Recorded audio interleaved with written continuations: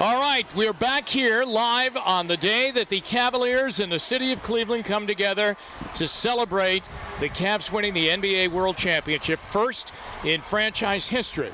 Now, that is a bird's eye view of LeBron James's vehicle that he is traveling in, which is, Sarah, a Rolls-Royce convertible. Okay, and he is with wife, and he did have his boys and his daughter with them, and I assume they are still with him, but you can really see how that car has been engulfed by the crowd.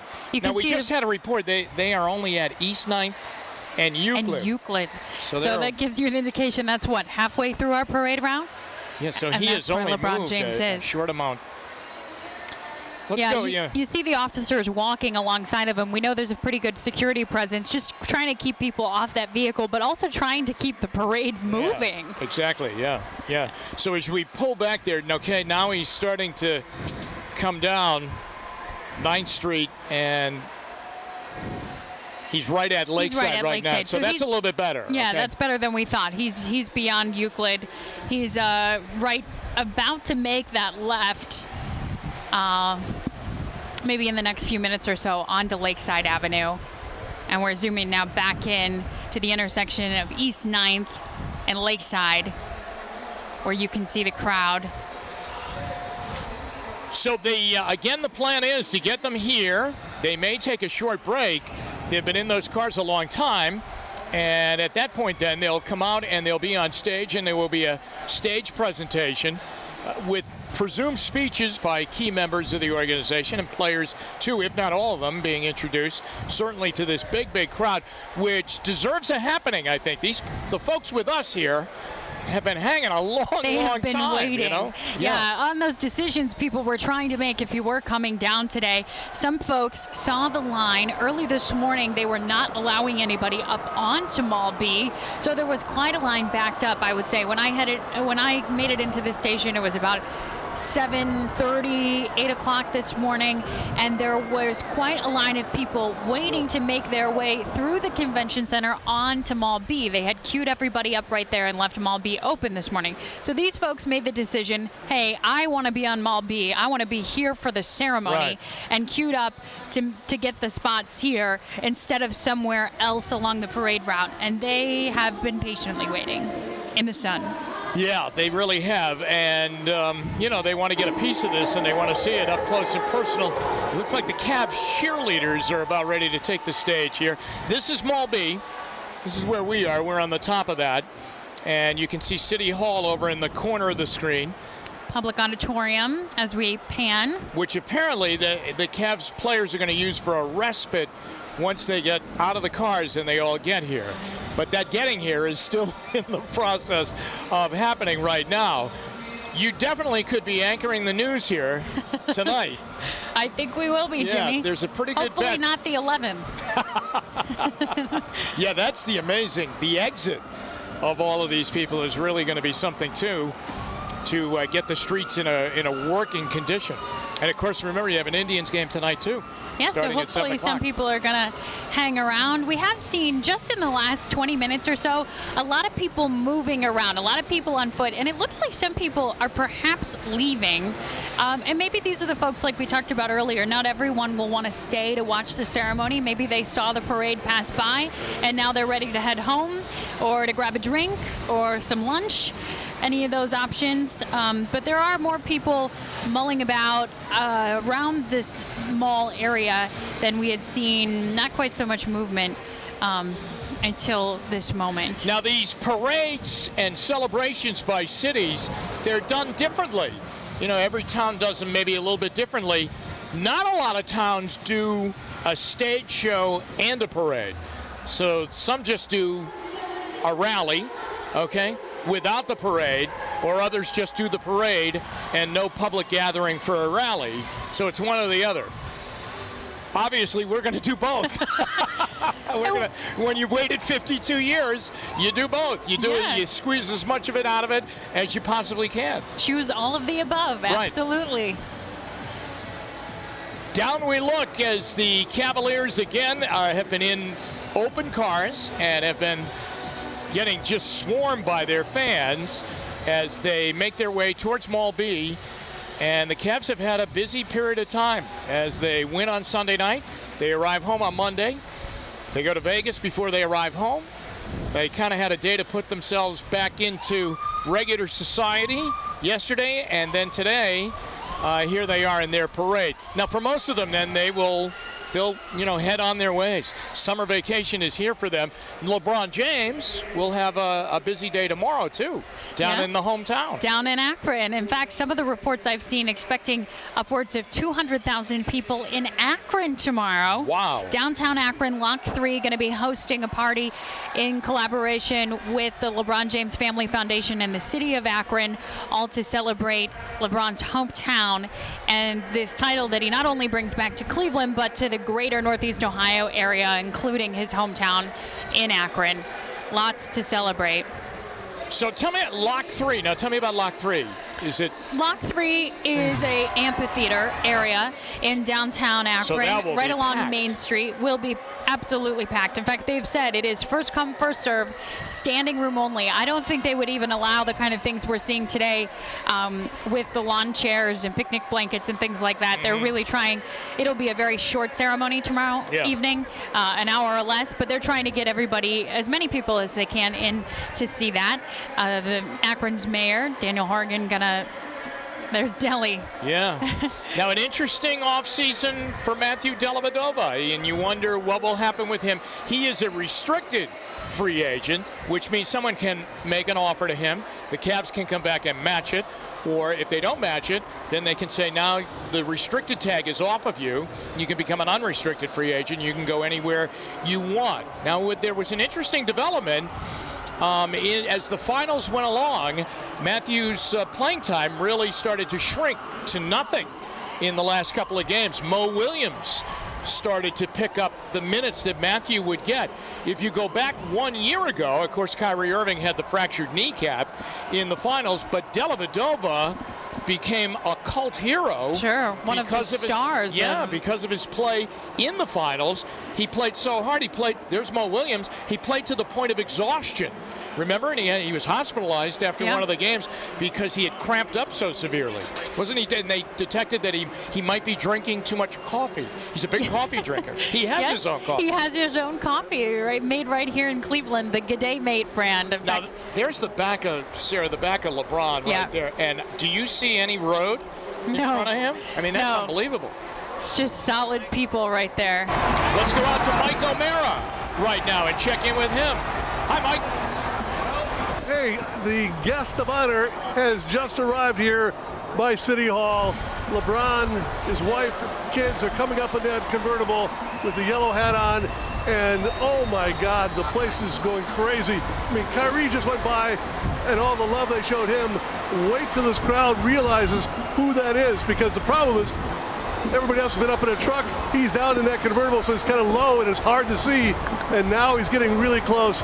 Watch this place just erupt, because this is the man who delivered on his promise. This is the guy who lived up to all of the hype. He was the guy who delivered us a championship after 52 years. So extraordinary, extraordinary. Here he comes, and the fans are just crowding into the street. Some of them trying to touch his hand. So they're there. Watch, see? They just realized that's him. He just stood up. Look at that. That's what we've been waiting for, right there. His signature pose. Exactly. This is the moment all these fans have been standing for all day long, to be with the guy and show him the love that Cleveland and all of Northeast Ohio feels for him. Look at that. MVP is a shout. Mike, they're chanting MVP, right? They are, MVP. And by the way, there's some window washers in the Federal Building who've been here all day hanging there. He just saluted them. Thanks, guys.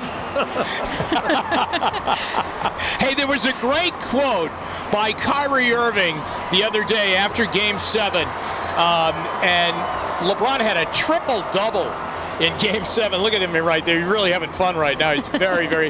because for the crowd. The crowd is huge right there. They asked Kyrie, there's the window washers that he saluted. Well done, guys. to the parade and still got their job done and allowed other people to see the parade, if you think about it. Kyrie Irving said, this guy just got a triple-double in Game 7 of the NBA Finals. In other words, I just watched Beethoven. And he's right. I mean, he's right about that. A masterpiece. And when we looked at the statistics for the entire series, Jimmy, LeBron was leading in 5 statistical categories. And there are only 5 that they There keep. are only 5, so all of them. Yeah, scoring, rebounded, assists, steals, blocks, and of course the blocks really flourished during the 3-1 comeback. That's when he challenged them and really got into their heads. I mean, anytime they were going up for a layup, I mean, that's an easy shot, right? But they were getting the ball swatted away from behind, and suddenly, he's in your head. He really was. He played so well skill-wise in the finals, but I really think mentally he also beat the Warriors. I think that they realized this guy's like Secretariat. I mean, he's never going to stop. He's just coming at us from every angle. A phenomenal performance. I mean, historical. I mean, he's one of the 5 greatest players in the history of the game. And we've talked about the miles that LeBron has put on his body as a 31-year-old player in the NBA. But he has also said that he's never been a better player than he is as he's reaching his full potential now. Yeah. And part of that is the mental game, right, Jimmy? It is, yeah. And the other thing, he's truly a guy that every summer, Sarah, at some point, he'll take a vacation here and he'll unplug. A couple weeks from now, we'll see him on the banana boat. You know that? That's right. Yeah, that's the great shot of him and Dwayne Wade and all of his buddies with their wives and girlfriends down in Florida. But here's the thing about him. He'll go back into the gym. He goes back into the gym, and he'll work on some aspect of his game that he wants to improve on. Imagine that. He wants to improve on it. But he'll find something. I mean, whether it's free throw shooting or his low post game that he worked on, I think, a couple of years ago with Hakeem Olajuwon, who wanted to teach him how to play down the low post. He'll do something to make himself a little bit better, but he's really enjoying the crowd. There you go. Standing up, arms spread. And the MVP chants, I think, are back. Yeah, that was another thing I think that he, look at, he's joining in. That's fantastic.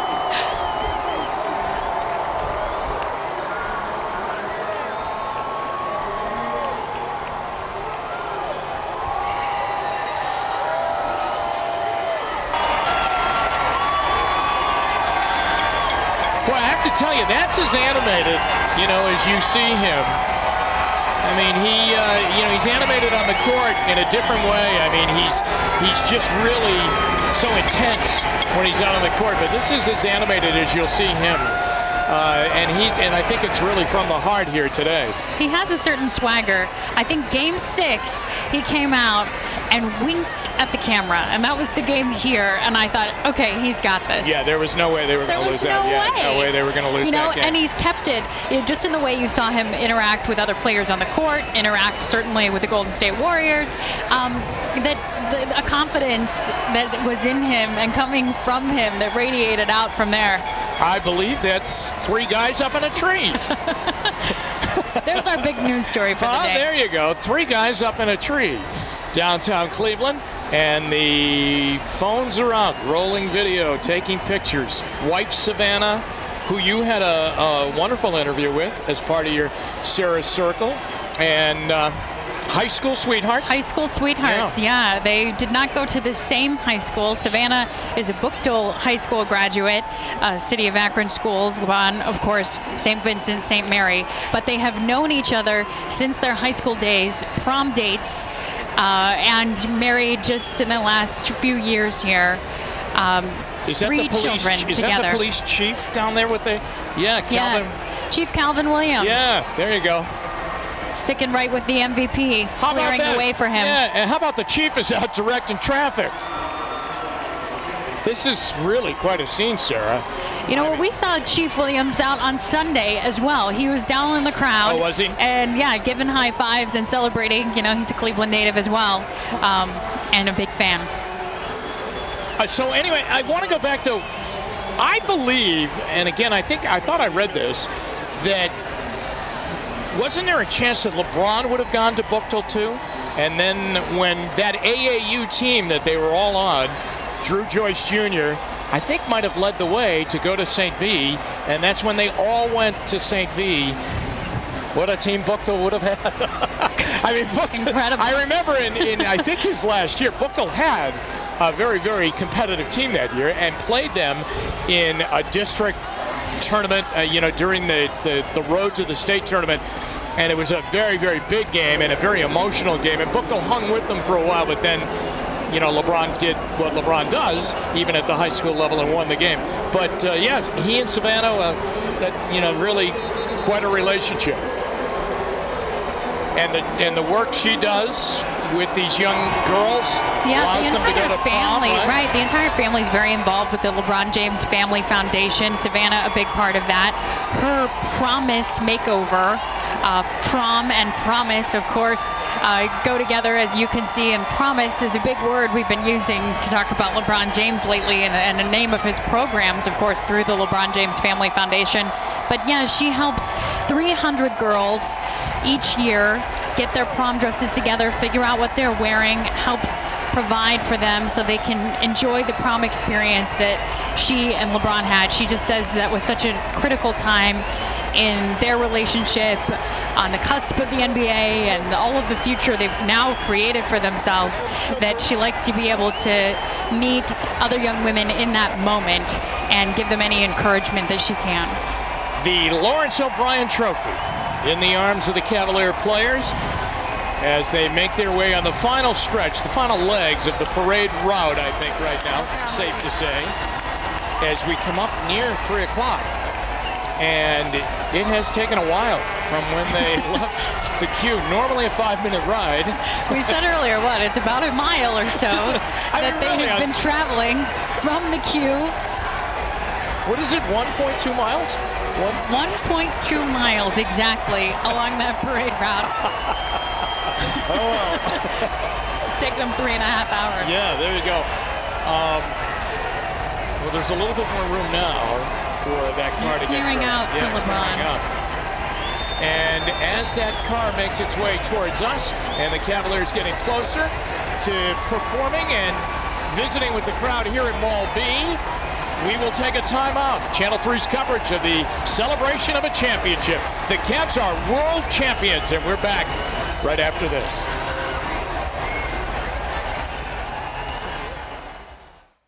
And as we return to Cleveland's celebration, with every great celebration, there is a goodbye. And soon we say good. Folks around, how do you keep the players motivated? Really, they don't. I mean, you take a look at, like, the Lakers, like you mentioned, and the Chicago Bulls, and you have an incredible heartbeat player.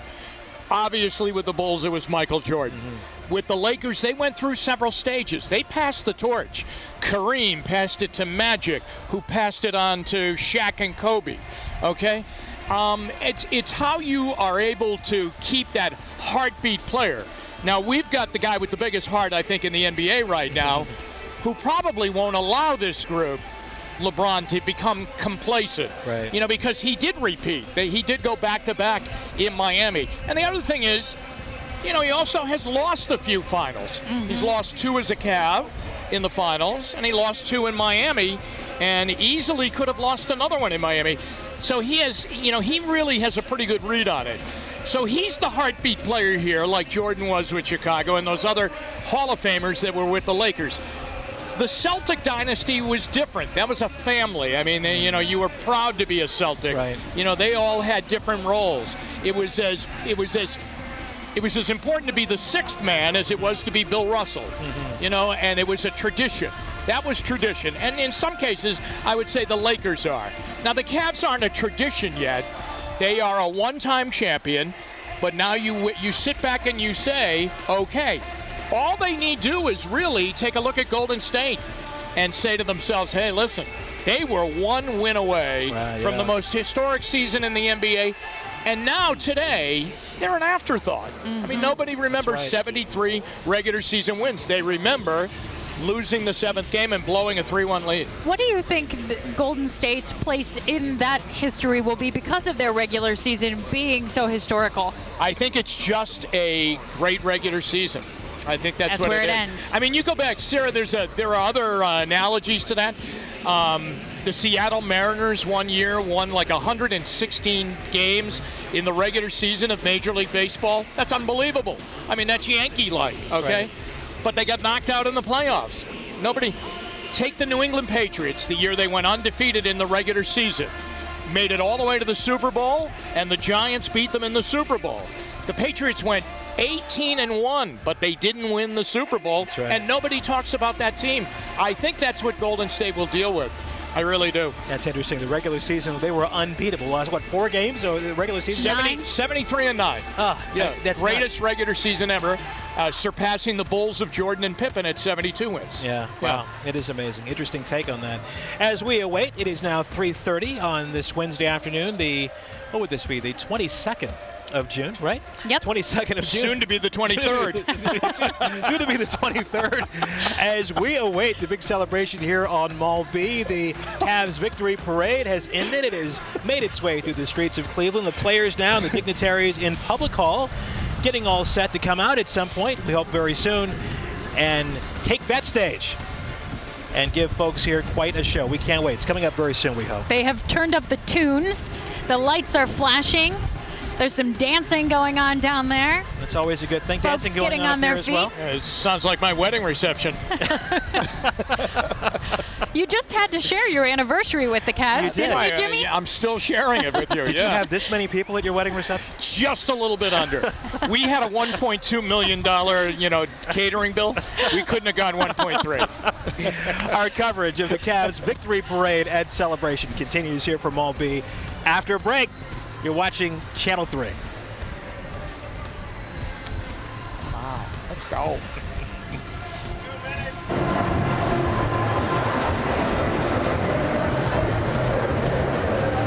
So what is the plan? When they take the stage and start talking, we're just going to shut up and let them go? I would think so. I think so. Is that right, yet? Because we've got them through the mall box, right? I mean, we have their mics and stuff. Well, we always have don't we always have the other feed? Don't we? I don't know how that works, yeah. I'm sorry? The podium shot with Chris Cortez is going to be satellite. So that's going to be a 2-second delay. Okay. Don't we? Couldn't we go to the Fox Sports Ohio feed? That's not my call. Yeah. I don't know what they have planned. Hey, yeah. Where's John?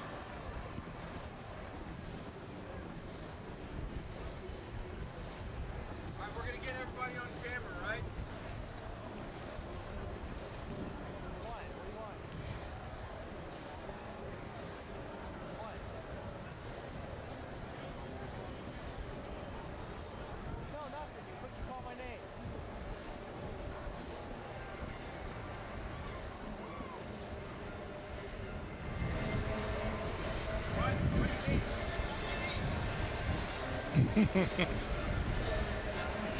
He's fine.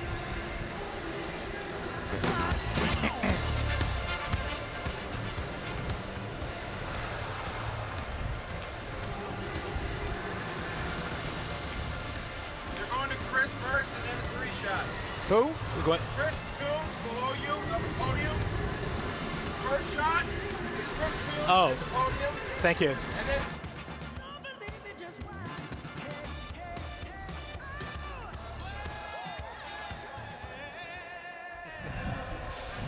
Russ Mitchell, Sarah Schuckman, Jimmy Donovan here on Mall B in downtown Cleveland as we await the big party continuation when the Cavs and dignitaries will come up on stage and the party continues. Playing Uptown Funk a minute ago. And Sarah, was that your request? Did you go down there and make a request? Shout's my favorite. And we're getting ready to shout over here if they don't get this thing started because folks are hot, they're excited, they're anxious, they just want to see those Cavaliers up on the stage. This parade began at 11:45 this morning. It was scheduled to begin at 11 o'clock, so 45 minutes late. Another reason we're a little bit delayed as the cars, some 60 units in this parade, made it through downtown. A lot of them couldn't get through because fans were out in the street blocking the way. So the Cavs actually in the last 15, 20 minutes actually just made it down here to Public Hall, where they'll get together with those dignitaries, and at some point they'll come out, they'll take that stage, and this party will continue. Yeah, here we go. Huh? Here we go. Yeah. Here we go. That reaction will be really great to see. I mean, we've been watching through our cameras out on the parade route what it's been like out there, but this should be something more like what we experienced on Sunday night. I think we're going to hear that roar again when you get the team up on stage all together. It's going to be something. And as we look down on Mall B, it's been packed pretty much all day. In the last few hours, it's become even more so. However, because it is so hot out here and the sun is really beaming down on these people, we have a nice breeze where we are. There's a nice breeze down there. But some people have not left the area, but have kind of come off to the side to sit in the shade for a bit because it can get pretty toasty there. There have been vendors out all day long selling water. You've been seeing people sprayed with water from hoses. So hopefully people are being cool. We can say they're being cool in the sense of they're very, very patient. There are no reports of any issues down here as far as police incidents, except for one that we're still trying to get really a beat on East 9th. There was something involving a bus shelter that collapsed in some way. Don't know if that was because people were on it. I think that was the People initial were report. standing on the People were top. standing on it. Yeah. On the roof. Okay, well, that makes total sense then. Well, getting more reports on how seriously those people are injured, we hope to hear more about that a little later. But as you guys pointed out, the fact that they're playing the music a little louder, the fact that the lights are going, is encouraging. Maybe something's going to happen very soon. Or soon enough, anyway. And we're expecting some surprises as part of this program. Of course, we know Mayor Frank Jackson is expected to take the stage. We're expecting to hear from Coach Ty Lue. LeBron, I'm sure, going to get his chance in front of the microphone. But who else we hear from is going to be kind of up in the air at this point. Yeah, I mean, we talked about this earlier. The folks who do these halftime shows and pregame shows for the Cavaliers are just amazing. If you've ever been to a Cavs game and you've seen what they do pregame, you've seen what they do halftime, you know they do some great work, and they have some surprises for you every single time, and I'm sure today is going to be no exception. Yeah, I would agree. I think they do a great job. I mean, they really know how to get it going over there before a game. Not that a playoff game, you need a lot of, to get the crowd going, but they do a marvelous job in getting that done. I know they probably welcomed this challenge here today, and they're going to do it in front of an astronomical crowd in numbers. The estimates have gone up 800,000 to 1 million, and the last report announced over the PA here 1.3 million people. Phenomenal. Have been either along the route or with us here today. So. Yeah, I mean, this is a big stage for them. It was so funny. We were at the game as you were, one of the playoff games, and on the screen on the Yomungotron when the Cavaliers wanted the crowd to boo, I guess Golden State had the ball, they'd put up a picture of Ben Roethlisberger. Yeah. or an image of Michigan, and all of a sudden the crowd, whoa! I thought, that is so clever. That is so clever. They know how to speak to their audience, and Ahmad Crump's part of that. He's entered the stage again, getting attention.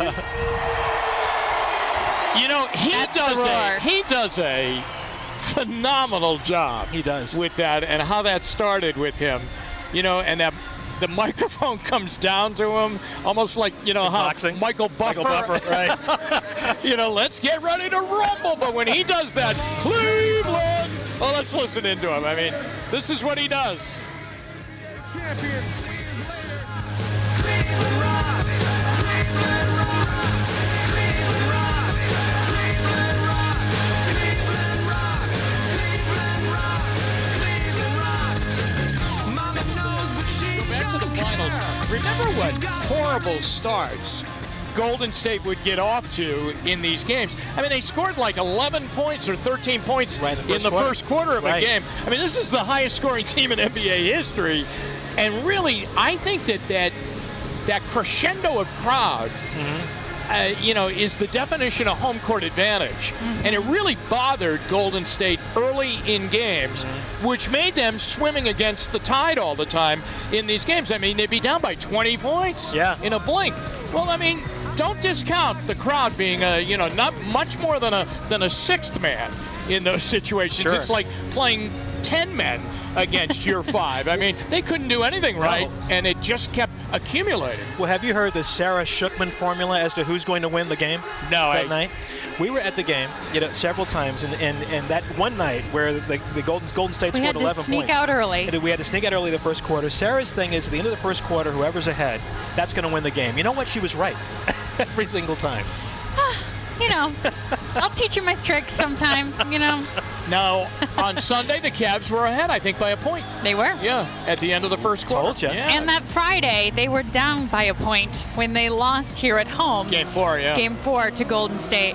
So, yeah, I don't know. You got a good indication of where things were going in this series right off of that first.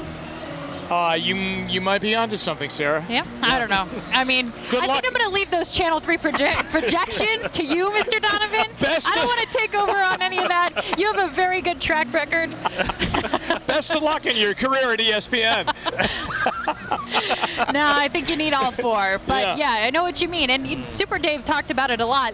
The Oracle being a very hard place to play for that same reason, that you have the crowd's involvement and that the Cavs were up against that in 4 games of this 7-game series, but they overcame.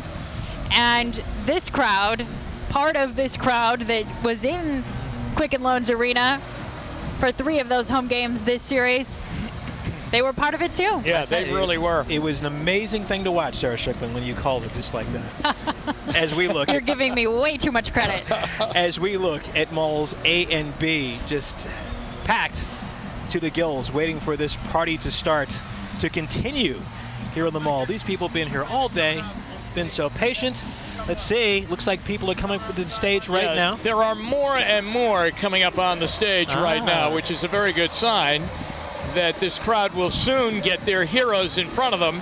There is a group coming from the auditorium, walking through these, I think, some security detectors here and up to the stage. Yeah, I think the champs are coming up on the stage right now. I really do. This could be the moment we've been waiting for. Let's listen in and see what's going on.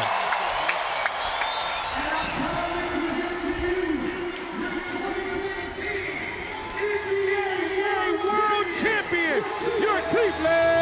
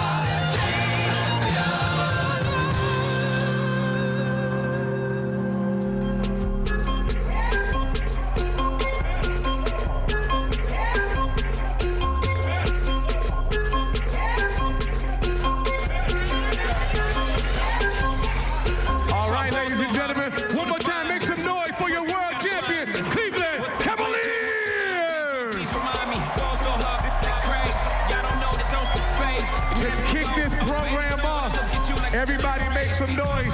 He's one half of the world's best play-by-play team on Fox Sports Ohio. Give it up for my main man, Fred McCloud.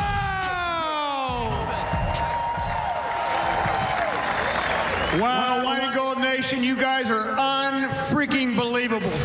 I pride myself in having a mental thesaurus up there, but I cannot come up with a word that describes this day or this basketball team, so it's indescribable. But my goodness, you look to the north, you look to the south, east, west, White and Golders all around, and we want to welcome you fans, Cavalier fans around the country watching on the Fox Sports Go app, and around the world. We receive tweets from every continent, so we're going to welcome you to Cavs.com, and we feel you, we hear you, to celebrate this championship.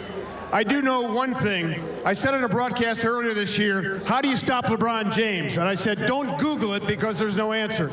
We now know the answer. 1.3 million people have stopped LeBron James for one day. He was stuck in traffic.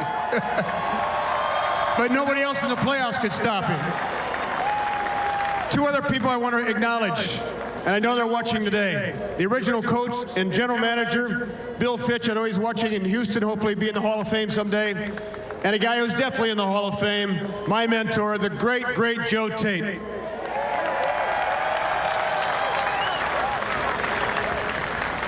All right, we got a couple of gentlemen who know this community and this city and this region better than anybody. And we first welcome up the mayor, the Honorable Frank Jackson.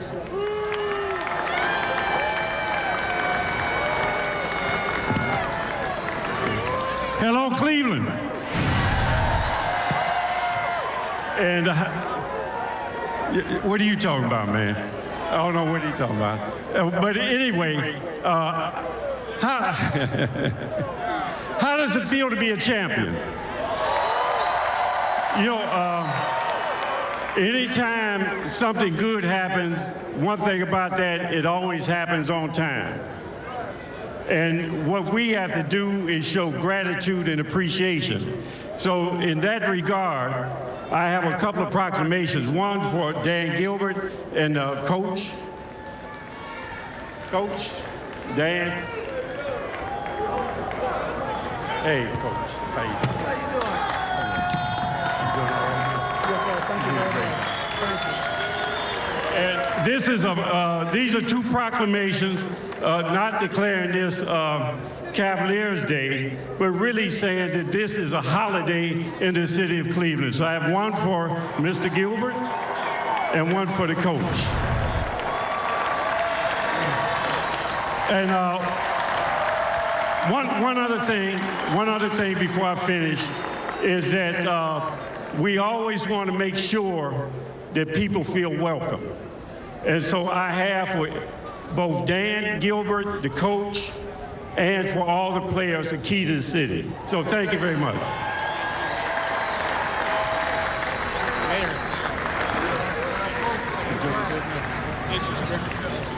All right, there's no bigger fan in the land than the county commissioner, Armin Budish. Mr. Budish.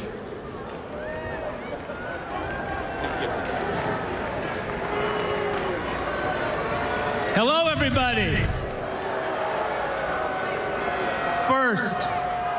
First thing, I'd like to ask for a moment of silence in memory of the death of the Cleveland curse.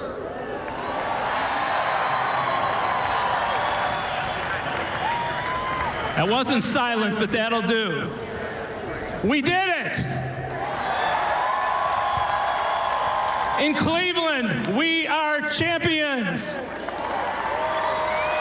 Now, we all know that Clevelanders are kind and Clevelanders are compassionate. So you're probably feeling a little sad for the people of California, right? Are you sad we beat that guy who chews his mouthpiece? Are you sad we beat that guy who kicks people in the groin? Are you sad we beat the team that registered the most regular season wins in history? To quote from the Aristotle of Akron, Nothing is given and everything is earned. You earn this. You earn this for us. We are forever grateful. You made us all champions. Thank you. Thank you to the team. And from the county, we also have proclamations for the team and each member. Ours have cardboard, not beautiful glass backing. We don't have as much money as the city. Thank you.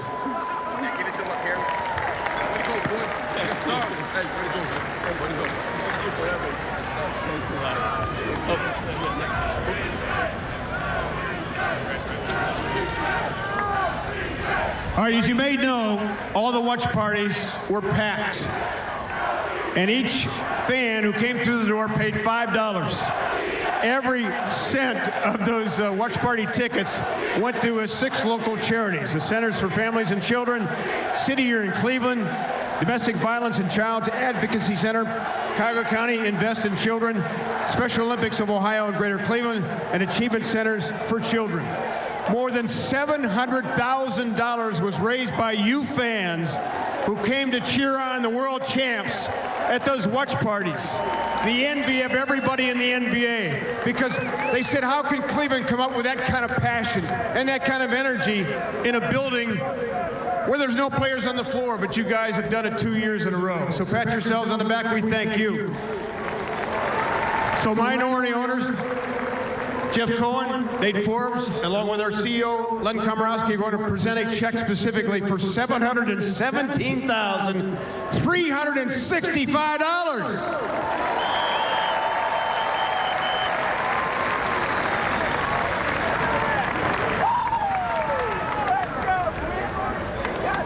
All right, the next gentleman, well, 2 actually, but the next gentleman specifically was described to me as a gentleman who can see around corners. And I was always wondering, what does that mean? Well, when Dan Gilbert, the majority owner, and the group bought the Cavaliers 11 years ago, their mission, total mission, was to bring a championship, to bring this kind of day to Cleveland. He knew it was going to happen. He just didn't know when. And obviously it came under very tough circumstances, historical circumstances. But now, a big welcome for the majority owner of the Cavaliers, Dan Gilbert, along with head coach Ty Lue. Yeah, you can tell everybody. Go ahead and tell everybody. I'm the man, I'm the man, I'm the man. Well, you can tell everybody. Yeah, you can tell everybody. Go ahead and tell everybody. I'm the man, I'm the man, I'm the man. We're going to get to that, Lou. First, I've got an hour and a half of remarks that I want to go over. Won't be long at all. First thing is, I'd just like to thank, before I forget, my 2 partners who worked their tails off and gave as much that they possibly could in every part of the organization to help wherever they could and lead wherever they could. Nate Forbes and Jeff Cohen. Why don't you guys raise your hands? People, in case you get us mixed up, it's pretty simple. I'm the short guy, he's the bald guy, that's the tan guy. That's how you can know where we are. And I also like to thank the former majority owner, and is here with his family, is Gordon Gunn, who still owns a part of the Cavaliers. Gordon. Just a couple quick things. You know, in that parade this morning and looking at all the massive humanity, Cleveland humanity, Ohio humanity, and seeing the incredible support for this team, for this franchise, players, coaches, front office, the support for the business folks that run it, just the support of your city is truly an overwhelming thing. And I have to tell you, a lot of people think professional athletes sometimes, well, they're in it for this, they're in it for that. I could tell you, every single one of these guys, every one of these coaches, everyone in our front office, first and foremost, we're in it for the fans and the people of Cleveland, Ohio, and the Northeast Ohio. And that's for sure, okay? And it fueled every single thing that they talked about and did. 2 people I just want to make special remarks to. I don't know if it's going to be a set interview here. We could do one. Nah, we won't do that. Okay. There's a guy that took over mid-year although was with us the previous year and through half year, and I think you know who he is. And he has a certain way about him. In fact, before we even made the change and he became the head coach, we would say to ourselves, why is it that every arena we go into on the road or restaurant or anywhere, everybody's just coming up and hugging Ty Lue like he's, you know, what is so special about that? Everybody loves this guy. You know, he walks in, people come up to him. He's incredibly charismatic, motivational, and smart, as you saw. And I just have to give my hats off to him and his entire coaching staff for the great job they did. Ty Lue and his coaching staff. So thank you, guys.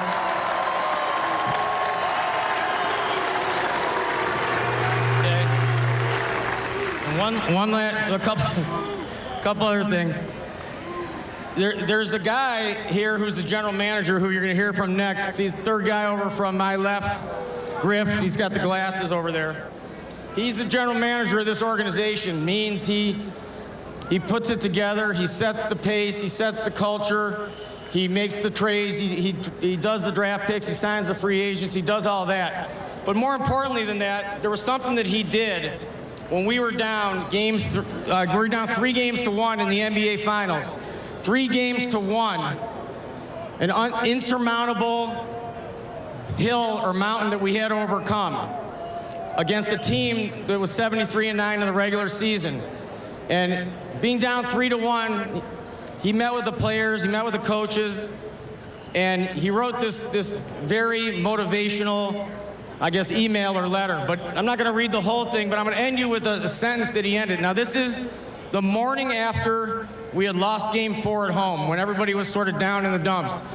This is what this guy said right there, the third guy from the left, our general manager, David Griffin. He said, he was talking about everything that he wrote. I think all of this will mark the wait for our Game 5 victory in Oakland, followed by a Game 6 win at home, and our ultimate triumph in an epic Game 7 in Oakland, more reality to you than a dream. This is going to happen. David Griffin. Okay? And hold on one second. Hold on one second, David. You can hold on. Thank you very much. And this guy, without this guy and what he did and what he said and the tone he set, you know, it's hard to say whether we'd be here or not. But I'll tell you one thing for sure. We wouldn't be here if the leader, the hometown MVP, not come back to his state and do what he ultimately said he was going to do. And I'd like to thank him for his leadership, and for LeBron James, everybody, and the entire team.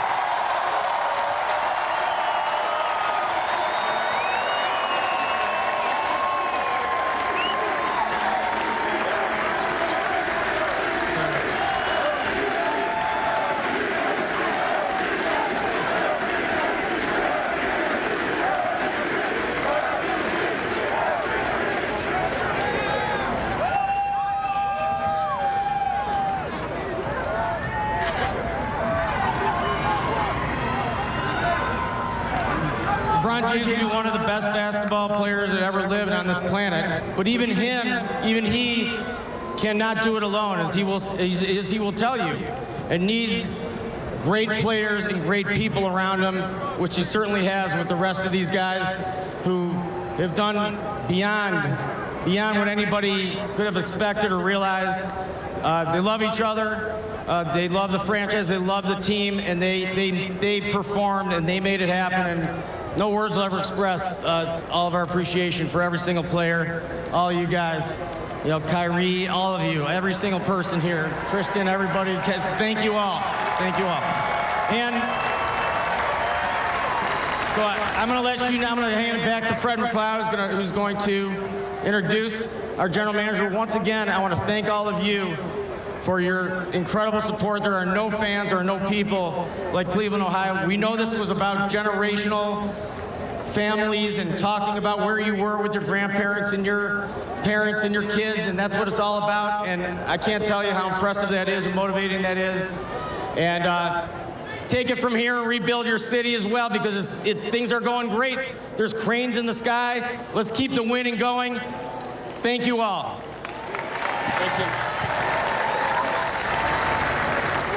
All right, Griff to me is like an NBA chef. He's like the Michael Simon of the NBA because he took last year's team. What's he do? Because you got to have, obviously, a team that mixes well on the floor but off the floor. So he brings in Jordan McRae. He brings in Dante Jones, Mo Williams, who fit like a glove, Sasha Khan, and the father of Lil Kev, Richard Jefferson. They fit like a glove. You have to have that to win a championship.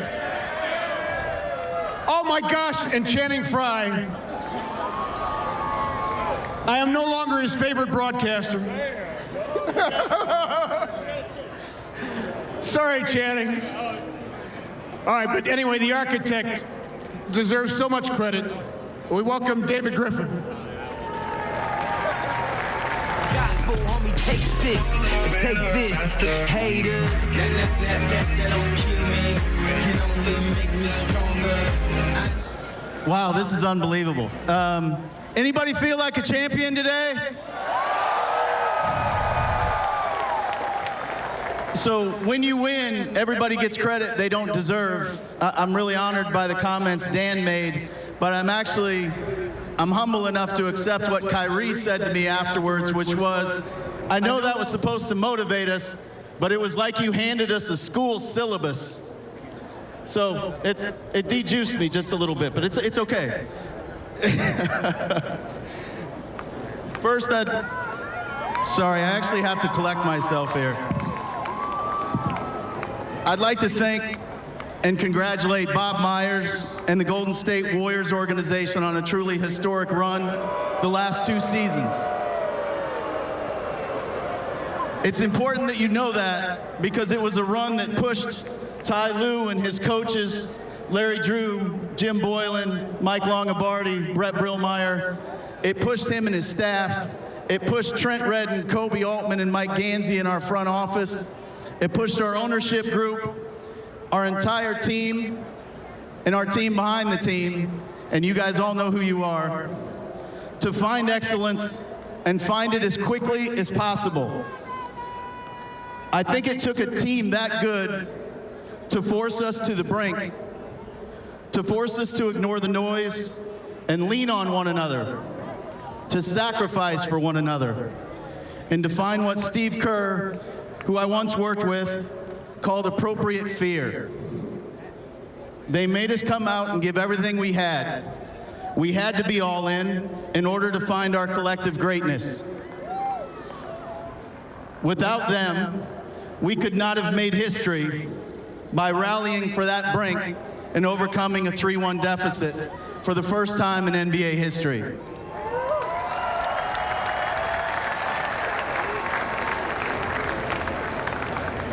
So here we are, Cleveland. After 52 years, everyone here, everyone in the state of Ohio, every Cavs fan that has rocked the Q or Richfield Coliseum, every member of Wine and Gold United, you are all champions.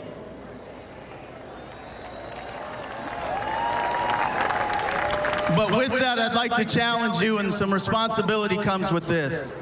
We can no longer be the city that defines its failures by titles. The shot, the drive, the fumble, all must now be replaced by the block, the 3, and the D.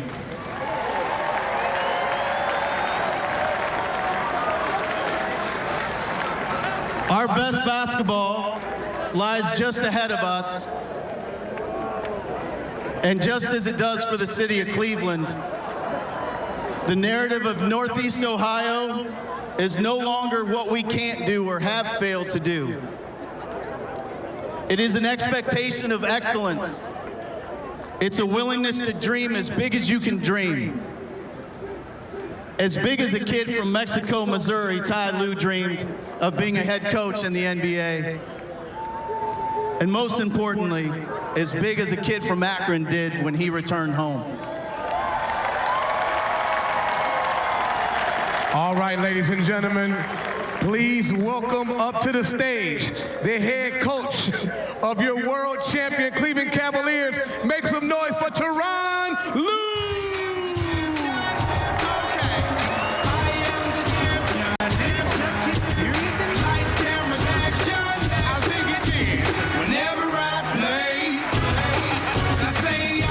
Hello, Cleveland.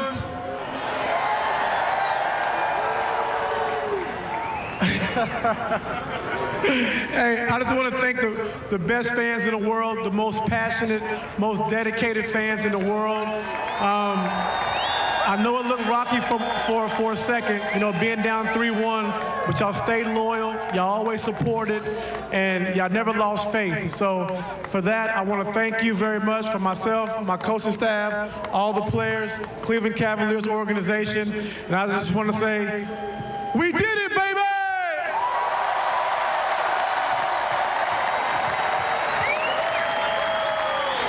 I know there are two guys on the bench that you want to recognize because they're the heart and soul of your coaching staff. Well, Larry Drew, it's a funny story. Larry Drew, he grew up where I grew up in Kansas City, Missouri, where I went to high school, but I grew up in Mexico, Missouri. So growing up, Larry Drew went to the University of Missouri, and I've always idolized him and always looked up to him. And I've been fortunate enough to be on 4 different teams with Larry Drew. It started out with the Lakers, then we went to the Wizards, then we went to the Hawks, and now we're here in Cleveland. So Larry Drew, could you come here for a second, please?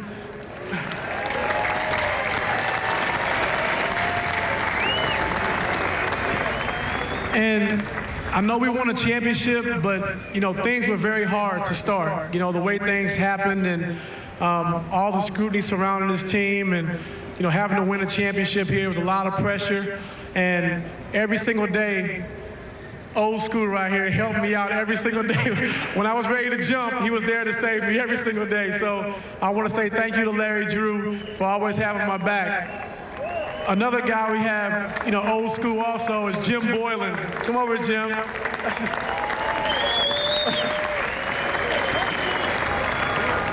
It's funny how life is, you know. I played for both of these coaches. I played for him in Milwaukee. I played for LD in Atlanta, in Washington, and now we're here together. But these two guys have saved me. You know, they've been around. They have over 100 years coaching experience. So, so when things got tough, they always stood behind me, and they always knew the right thing to tell me. So I want to thank these two guys, and also an addition that came in second half of the season when I took over is Mike Longobardi. And we were together in Boston, and he came in. He did a great job with our defense. We took a lot of stuff early on, but we got it together, and I wanted to credit the players for sticking with the program and understanding what we wanted to do. But I also want to introduce the guys behind the bench, all right? Brett Brillmeyer. Come on, Brett. Come on out here now.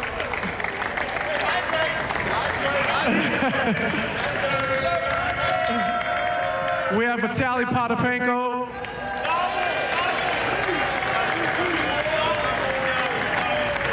We have a Cleveland native, James Posey.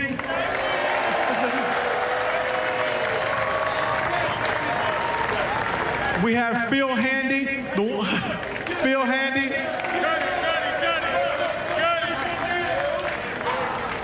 When you see Kyrie Irving, Amon Shumpert, LeBron James, with all those crossover moves and all that, it's come from this guy right here. Our advanced scout, we have Stephen Giles. Steve, come up here. There we go, Steve-O. And last but not least, he played here back in the day, the shooting coach, Damon Jones.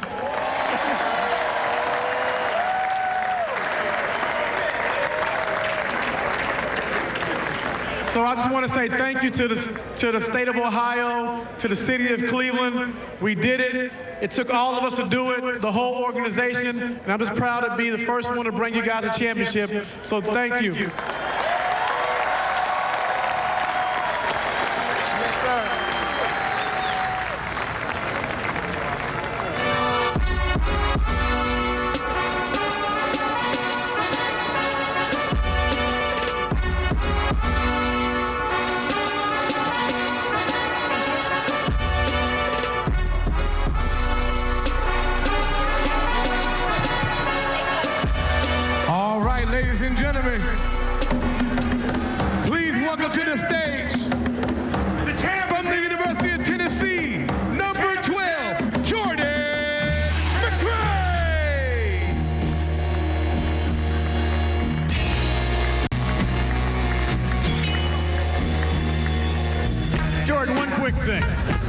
The relationship you have with the vets, because I watch you interact every single day, and they welcome you and have from the beginning, and you bonded with these guys. What have they meant to you? Seriously. Who's this one? Hey, when champ speaks, right? Just as far as my growth as a person, a basketball player, each one of these guys, they've helped me out a lot. They throw water on me, and, you know. So, I mean, I'm just blessed for my first year to win an NBA championship. All right, Jordan. They missed him with the champagne on Sunday night, so they had to catch up here a little bit. All right, our next player, ladies and gentlemen, from the University of Kansas, number 14, Sasha Cowell. Till the lights go out, till my leg give out. Can't shut my mouth. You have a championship ring from Kansas 2008. How does this compare? Oh, it's really hard to compare. You know, this is amazing. The fans are great, and it's one of the best feelings. Have you ever seen this kind of turnout? No, I have not. Not even on TV? Right? No. He's a precise word man. Hey, congratulations. Thank you very much. Right, Sasha.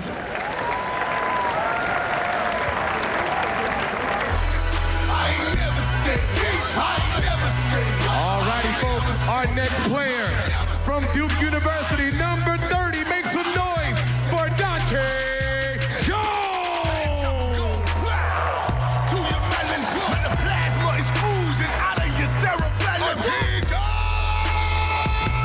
Dante, you haven't been here that long, but again, you fit in like a glove. You've known Ty Lue a long time.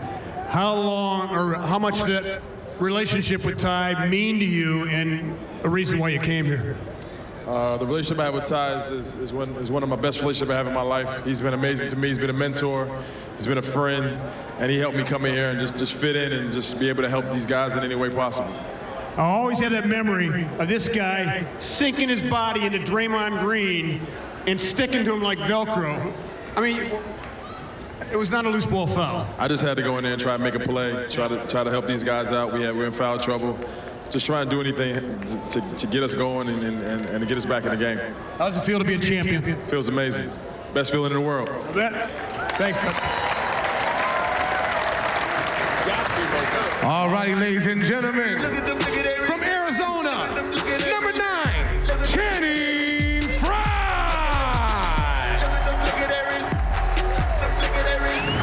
Ooh, look at this athleticism. Boom. Yo, what's up? You can ask me a question. Well, what's good? I had forgotten you were here, but now that I remember you're here. Yeah, I know you forgot me. That's messed up. But you had said one thing interesting to me after the championship. You'd kind of run out of emotions. You didn't know what to do, how to cry. I mean, it really hit you hard, didn't it? In a good way. It hit me when I got home. You know what? It's just been an amazing journey to go where I was, you know, at the beginning of the year to where I am now. You know, the city of Cleveland, this team embraced me. You know, I'm not the best athlete in the world, but I got that Jimmy stays nice. So, you know, I'm glad we can get a championship. Channing, explain to the masses what it's going to mean 10, 20, 30 years from now. You'll have a bond with each one of these guys that will never be broken. They're cool. They are. A couple of them I don't like, but I just be kicking it with them because they're winners. No. But literally, I love these guys. They know it. I give them a hard time all the time, but I love them to death. If they come to Portland, don't call me. I'll be busy this summer. But you know what? It feels good to be a winner.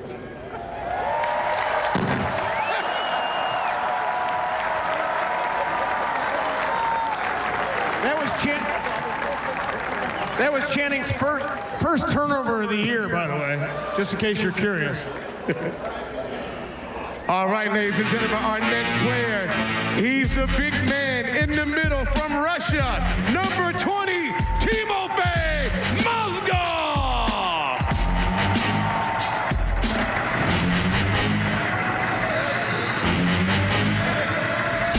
You want to say a few words first? Hey, from Russia, we love guys.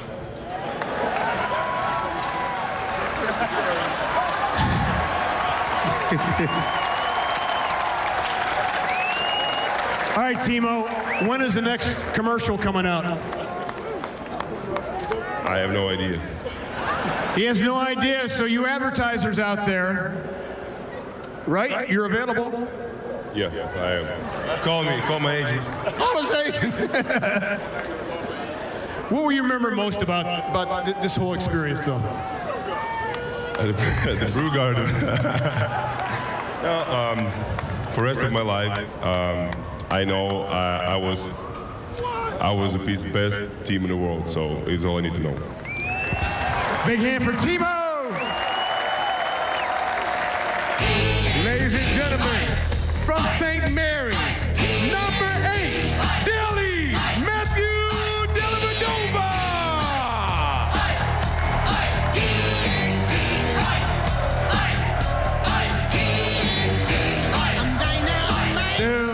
Dilly, who made the deli tray famous in Cleveland.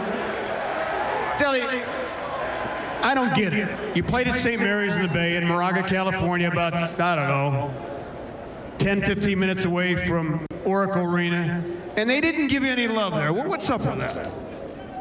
It's just the way it worked out, I guess, but it's you know, one of my home away from homes, and it was nice to win there, and I can actually go back and enjoy the Bay Area and San Francisco now because it was a bit tough last year.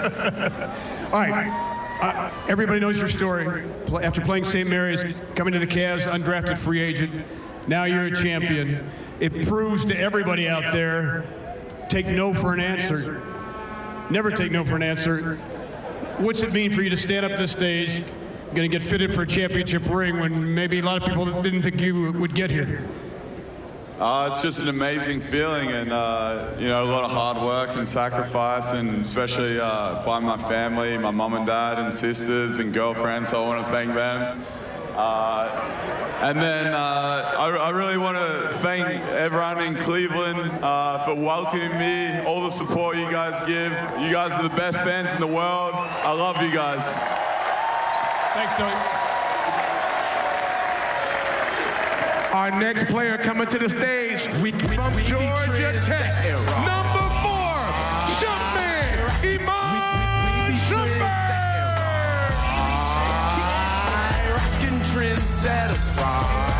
I know the city of Chicago is near and dear to your heart, but you've adopted Cleveland. Can you put it in words? Because I can't. What you've seen today, 1.3 million plus. Unbelievable. Probably best thing I've ever seen in my life, besides actually seeing that gold trophy after we won it.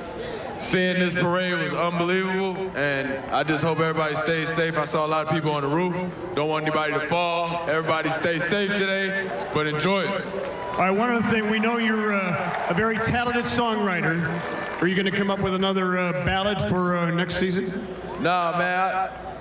I didn't make one this playoffs and we won, so I'm gonna leave that alone and we just win. Let's just keep winning. Let's go. The silent music writer. Thanks, Chuck. Our next player, folks, he's the Longhorn from Texas. Make some noise for number 13, Tristan Thompson. Super just showed out again, and we just keep serving and serving again and again and again and again. We called LeBron James the indestructible one on the broadcast the other night, but the indestructible 2 is the man to my right. A motor that never stops. You were relentless, my man. Thank you. How much, seriously, though, do you think the rest of the guys feed off your energy and what you do? I think it's my job. You know, everyone has to be starting the role, and for me, it's to bring the energy every night, and whether it's getting offensive rebounds or catching a hoop or getting a block once in a blue moon, whatever it takes to. Yeah, as long as I bring the juice, like Deli says, that's all that matters. All right, one other point. Obviously, you disposed of your hometown team, the Raptors, in the Eastern Conference Finals. Good. After they lost to you guys, do you think at least temporarily there were some Cavs fans in Toronto? Yeah, there's a lot of Cavalier fans in Toronto, but beat the Raptors. Sure did. The Raptors. All right, T, good job, buddy. Thank you. All right, ladies and gentlemen, he represents that Bama, and he's from He wears number 52. Give it up for Mo Williams. Mo, how was that cigar today? Say again? How was that cigar today? Oh, man, it was wonderful. You, after you left here the first time, always talked about what a pleasure it was and a joy it was to play in the city, to play for this ownership group. Now to come back. Not many guys get a chance to do that. Well, you know, the first time I was here, we didn't get it done. But, you know, I tell the story and I think about it, you know, when I was traded here from the first time and that pick turned into that young man right there, which is Kyrie Irving. Brought him here, that number 1 pick, and then I had the opportunity to come back, obviously this year, and help these guys, you know, win a title, and it couldn't be another. It couldn't be a greater feeling. And obviously, a lot of guys who play in the NBA, maybe 90%, never get a chance to win a championship. Now that you've had it, how long will it truly take to sink in? I'm a champ. I'm a champ. Absolutely. Well said. Thanks, Mo. Forever. Ladies and gentlemen, please welcome to the stage from Arizona, number 24, RJ Richard Jefferson.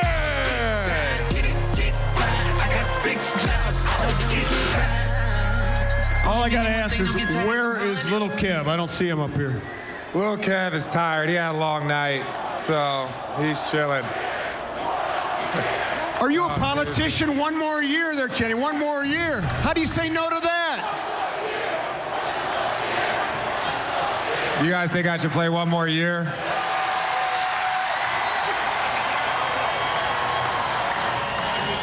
Kyrie does it. Kyrie doesn't care. If you guys want me to play one more year, I'll play one more year. There you have it. That's it. I'm out. This is called a rally exclusive. You heard it here first. RJ coming back. All right, ladies and gentlemen, please welcome to the stage. He represents the U, number 1 champ, James Jones.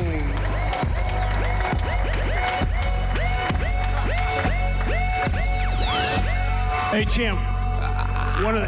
First of all, this guy can do whatever he wants when he eventually plays. Hopefully he plays for a long time. I'm going to answer my own question.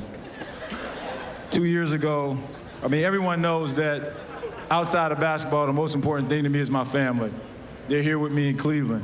But 2 years ago, I made a decision to leave my home, Miami, and follow my brother LeBron to Cleveland to do the improbable. 2 years later, I gained 13 brothers, and we do the impossible. We made history, and I'm glad to be a part of it. Thank you, Cleveland, for giving me the opportunity. Nice, champ. All right, folks, coming up next, from St. Benedict in New Jersey, number 5, Swish, J.R. Smith. Awesome. Oh, God. She think I'm awesome. Choppers wanna follow me. I'm so awesome. Out here like a possum. I'm not wearing a shirt, so don't ask. Yeah, but I saw your shirt in one of the buildings back there. It said, we found your shirt. Did you see that?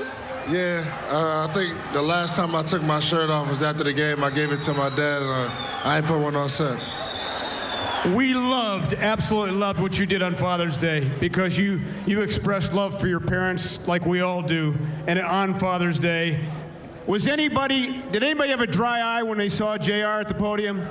No. But the fact that you could share it with them, can you put that into words? Nah, man, it's everything I dreamt it would be and more. I mean, spending it with my family and my friends, with y'all, is the best feeling in the world. With these guys who I go to battle with every single day, blood, sweat, and tears, I appreciate every last one of y'all. I love y'all from the bottom of my heart, I promise. And this is for us. Thanks, Jared.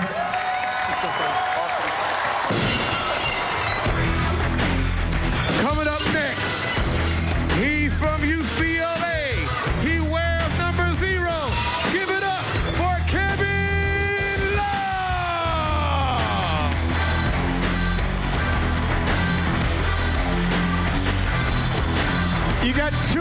Do you want to explain those?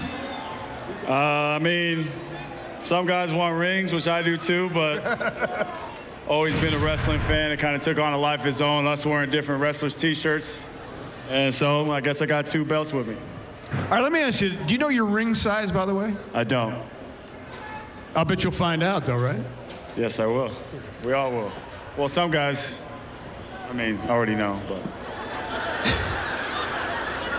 The brotherhood in this team, though, you talked about it. It's the closest team you've ever been a part of. I don't care, Little League baseball, college basketball, wherever. Can you kind of crystallize that, what it means? It's really hard to put into words. I mean, for the sake of not being long-winded here, I know,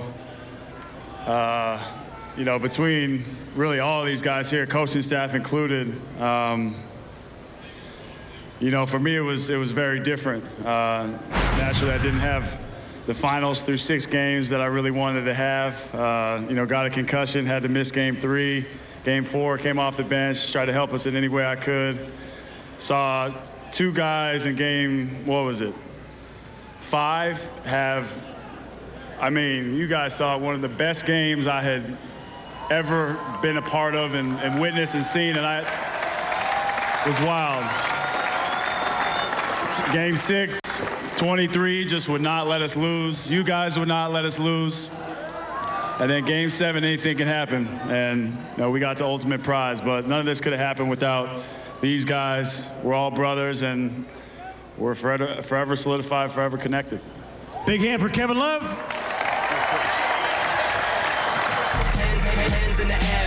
At guard, from Duke University, number 2, Kyrie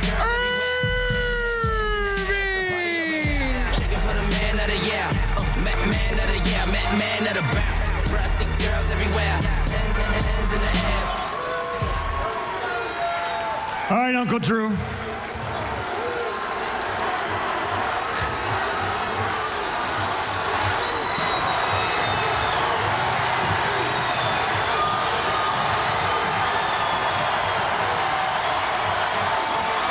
Two MVPs on this team. We now finally have a new version of the shot. How many times have you been able to watch it? Man, I've been watching the block more than anything because, you know, there's no shot without the block. So, you know, you see a guy chasing down a shot like that, and then I get a chance to, on the biggest stage, Game 7, man, I wish I wouldn't trade it for the world. I wouldn't trade the world for it. Is there any one thing that you would like to say to your teammates in front of 1.3 million people? Oh, it don't matter how many people there are. Look, man, from the bottom of my heart, there is, and these guys know me. They know how crazy I am. But after the game, and I know we all felt it, but there was a reason why all of us were put together. There was a specific reason why every single guy is here. Like, just think about our journeys, the adversity, everything we've dealt with in our lives, the ups, the downs, championship winners, Eastern Conference champs, Western Conference, or whatever you've done, we're all together and we're all bonded for life. And this is an unbelievable ride that I'll remember for the rest of my life. And the only question that can ever be said about this team is, what's next? What's next? So from the bottom of my heart, man, this was a very, very special year. I wouldn't trade it for the world, man. I love all y'all, man. Real talk. On souls, on big B's, you heard? Kyrie Irving.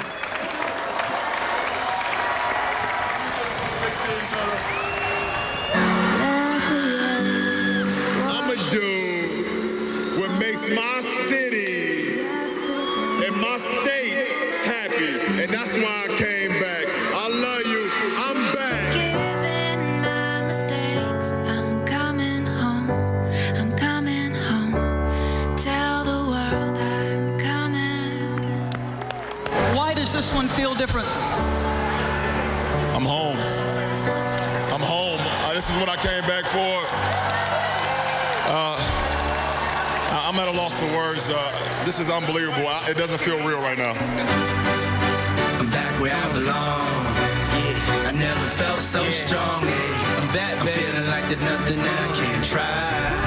And if you with me, put your hands high. Put your hands high. I'm back where I belong. From St. Vincent, St. Mary High School, in Akron, Ohio, number 23, LeBron James. For you, me put your hands high. The dreams are filled, you're rocking with the best. I'll be on the phone. I hear the tears of a clown. I hate that song. I always feel like they talking to me when it comes on. Another day, another dawn. Another Keisha, nice to meet you. Get the math, I'm gone. What am I supposed to do when the club lights come on? It's easy to be pumped, but it's harder to be Sean. What if my twins ask?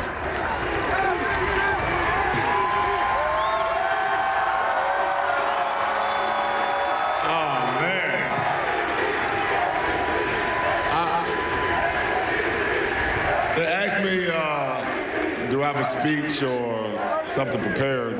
I really don't. I'm just gonna speak from the heart like I always do. What's going on right now is still so surreal to me. It still hasn't hit me what actually happened. And for some crazy ass reason, I believe like I'm gonna wake up and it's gonna be like game 4 all over again. I'm like, shit, we down 2-1 still. Like, I swear, I keep feeling that because it's so surreal. And I was talking to my wife, and I'm like, babe, we did it. Like,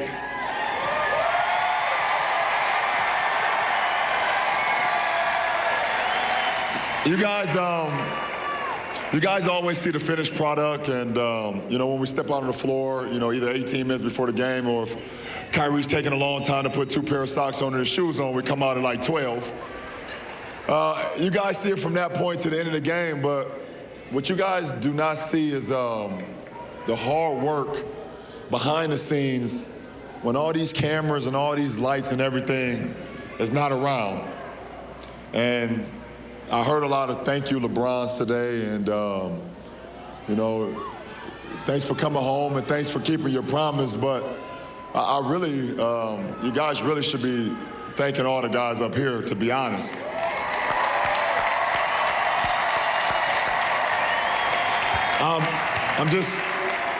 I'm just one man.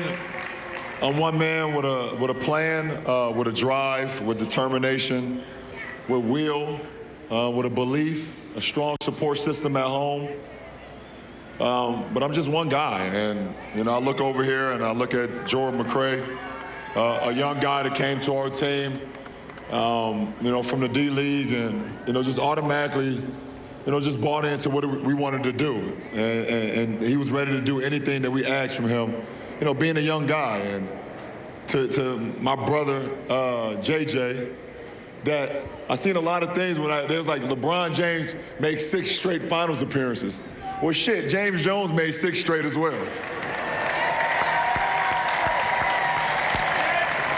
Hey, you guys never see Champ complain about playing time, complain about shots, complain about anything. And he's probably the most professional guy on our team. JJ, thank you. From Dante Jones, we just picked him up. He's the luckiest man in the world, I'll tell you that. We just picked his ass up like 2 months ago. No, but seriously, true professional. You know, competing against this guy, you always knew that you got to be locked in. Every time he stepped out on the floor. And then when he got on the team, you just saw how great of a teammate he was. And also another guy that would give anything. And you guys saw that in our game 6 at home. J.R. Smith picks up 3 fouls. Iman Shumpert picks up 3 fouls. RJ had 3 fouls at halftime. And Coach Lou and myself and Kyrie, we had a lot of faith in Dante, and Dante had faith in himself and gave us a huge boost to close out that quarter in Game 6. So thank you, Dante. Mo Williams, having Mo back, You know, me and Mo had some unfinished business last time we was together in 09 and 10. Making it to the Eastern Conference Finals, losing to Orlando. Making it to the second round, losing to Boston. And we went our separate ways. But when we had an opportunity to pick him up in the offseason, I think it was great for our team, and I'm happy to be able to share this moment with Mo, share a championship with Mo, because we had unfinished business, so thank you, Mo.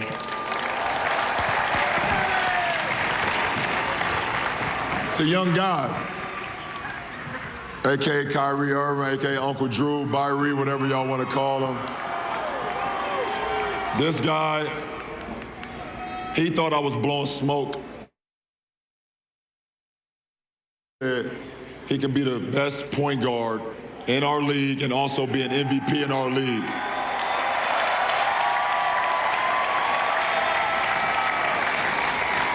And I know every single one of y'all watched that finals. Y'all saw what this guy is capable of doing.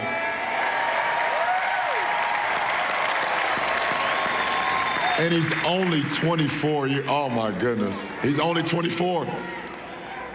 He don't reach his prime for another 3 years. Thank you, Kyrie. J.R. Smith. You guys all heard the stories. False. Everything about J.R. is not a team player. You can't win with J.R. on your team. J.R. takes bad shots. But when our GM came to me and said that we had an opportunity to get J.R. Smith from the New York Knicks, by the way, the New York Knicks said it was just, J.R. was a throw-in, by the way. Yeah, we'll leave that to the side. But I was like, I would love to have J.R. Smith. I know J.R. Smith, and I know what he's capable of doing. And he showed not only is he a hell of a three-point shooter, he's a hell of a defensive player as well, two-way player. Thank you, J.R. Smith. Shump. Want to thank Iman Shumpert, another guy that we got in that deal from New York. Young, hungry, guy that would do anything. Last year, you guys don't even know this because we don't never put out our medical reports about being injured or anything like that. Shump played all last year in the finals with a partially torn groin and a partially torn shoulder last year. You guys don't know that. Because it's not about that. We don't want sympathy. We just want hard work and dedication. And this guy right here will run through that, whatever the hell that is, that brick building right there. Shump will run through it. Now, I don't know if he'll go head first because he love his haircut, but he'll go face first. Shump, thank you. Delly.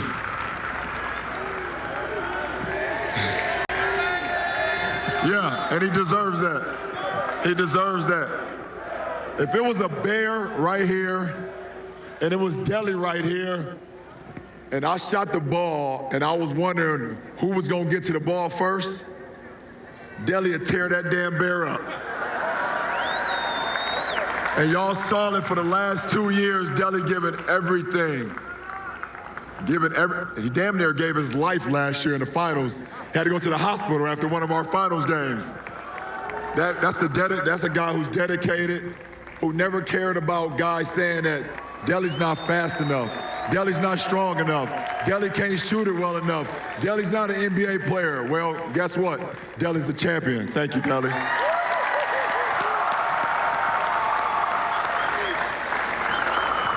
Timo. Another ex-Knick, but we leave that to the side too again. When we got Timo, I remember when Griff said we was gonna get Timothy Mozgov. You guys wanna know what's crazy? The first time I seen Timo, we were actually in Golden State, about to play Golden State. And obviously last year you guys knew, if you covered us, what you guys did, that we needed a little bit more size in our interior, a little bit more athleticism. So I come down the elevator, and Timo is in the lobby, and I swear it looked like I seen the biggest human being I've ever seen in my life. I looked at Griff, he said, he's a big motherfucker, ain't he? Holy. And when I seen him very next night, him sprint from baseline to baseline, block shots, tip dunks, alley-oops, I said, we got a great one. And also, Timo, thank you so much.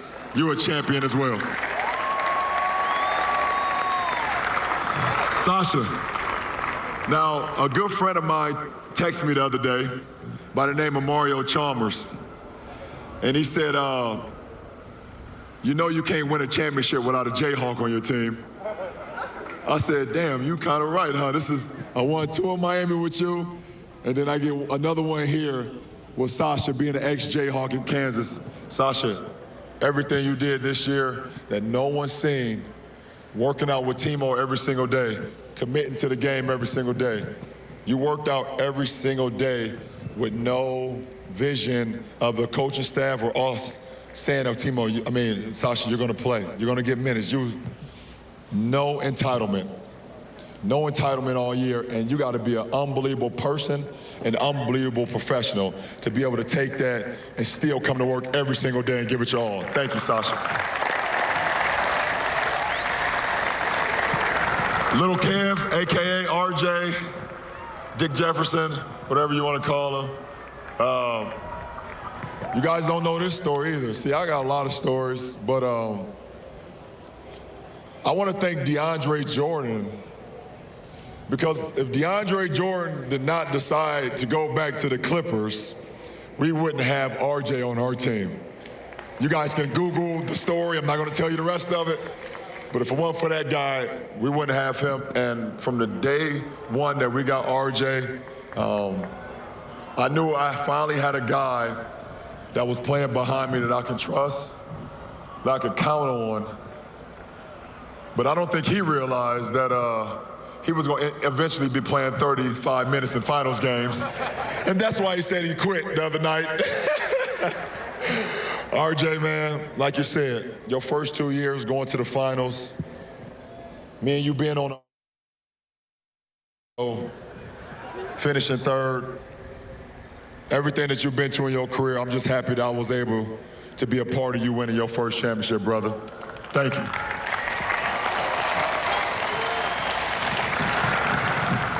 Big Kev, Kevin Love, wow.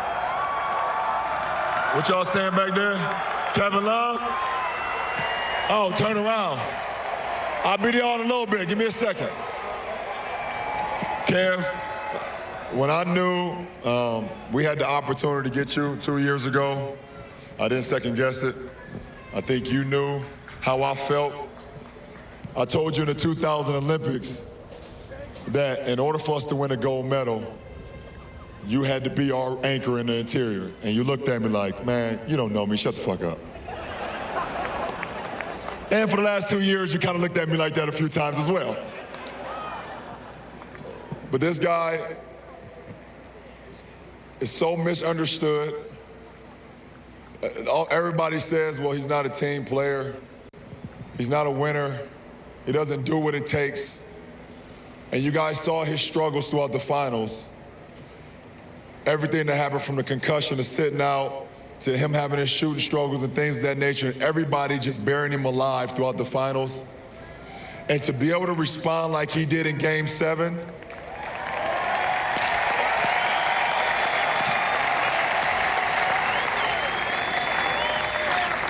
that's what real men do. They respond in their most adverse times. And we talk about the shot, we talk about the block, but the stop, I'm not saying the do, but the stop, that was on a 2-time MVP, by the way. That was on a 2-time MVP, we got that stop, but I'm gonna let that go. Thank you, Kev. My last two, saving my final two for my favorite guys in the world, LD and Jim. Oh, I'm just Channing. I didn't know you, man, before you got here, but I knew what you was capable of doing on the floor, and we had the opportunity to get you. I asked RJ one question. I said, what type of guy is he? He said, you're going to love him. I said, well, bring him on. And from the day one that you got here, man, you've been nothing short of amazing, both on the floor, but mostly off the floor, man. You are one of the greatest, funniest guys in the world.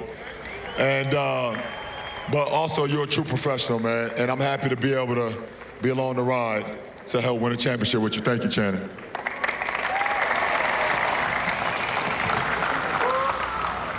And last but not least, my little brother, Double T, who I've been taking care of since he was 17. And, you know, just to see this guy grow every single day, it's been unbelievable to be a part of it. Double T, you're amazing. They talk about someone being reliable. I mean, 390 straight games. That's reliable. Knowing when you get on the court, there's going to be that guy there every single night. That's a treat to have, man. And I love you, little bro, always and forever, man. I love all of y'all, man. Thanks to all of y'all, dog. I really appreciate it. So, thank you for all the LeBron wishes and coming home wishes and all that, but I'm nothing without this group behind me, man. I'm nothing without the coaching staff. I'm nothing without the city. You guys are unbelievable, and these guys told me I got to turn around, so I'm nothing without y'all. I love all of y'all. I love all of y'all, and we get ready for next year. One final thing. One final thing, if we can. And to me, I've been waiting to do this. I remember the '64 Browns as a little kid when we upset the Colts and nobody thought we had a chance. We've had 3 transcendent athletes, I think, in our town. The late Jesse Owens, LBJ, we know he's the best. And number 32, Jim Brown. So what we have to do is pass the torch. We have to bridge the gap between 1964 and 2016. So presenting the trophy, the Larry O'Brien Championship Trophy, to LeBron James, the greatest running back and greatest football player ever, Jim Brown.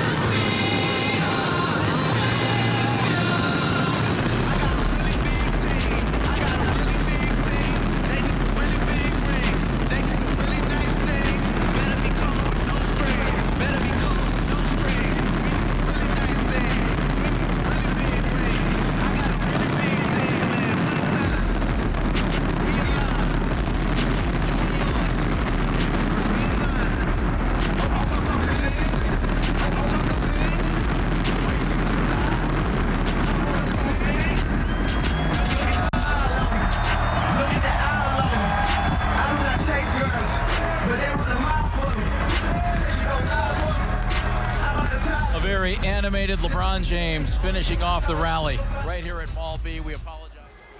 And welcome back. Russ Mitchell along with Sarah Shookman and Jimmy Donovan. You have just seen the big presentation, the culmination to the big Cavs victory parade today here on Mall B. I want to apologize for a little bit of the profanity that you heard there. Folks obviously very excited about what happened. We want to apologize to you for that. But overall, what a fantastic show. What do you think? Yeah, it really was.